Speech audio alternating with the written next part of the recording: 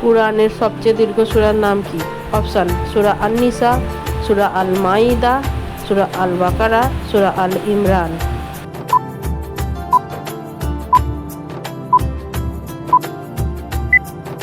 উত্তর: আল-বাকারা। কিয়ামতের দিন কুরআনের কোন দুটি সূরা সুপারিশ করবে?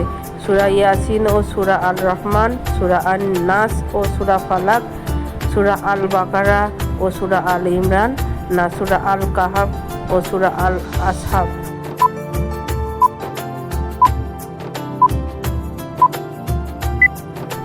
উত্তর: সূরা আল-বাকারা ও সূরা আল-ইমরান।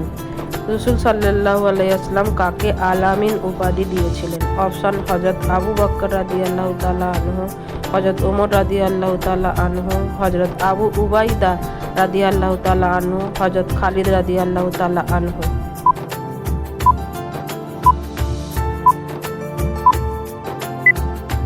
উত্তর: হযরত আবু উবাইদা রাদিয়াল্লাহু তাআলা আনহু।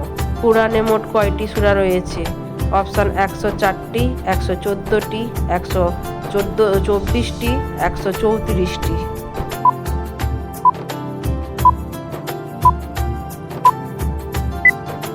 উত্তর: 114টি। হযরত ইসমাঈল আলাইহিস সালাম কোন নবীর পুত্র ছিলেন? অপশন: হযরত ইদ্রিস আলাইহিস সালাম, হযরত ইয়াকুব আলাইহিস সালাম, হযরত ইব্রাহিম আলাইহিস সালাম, হযরত ইউসুফ আলাইহিস সালাম।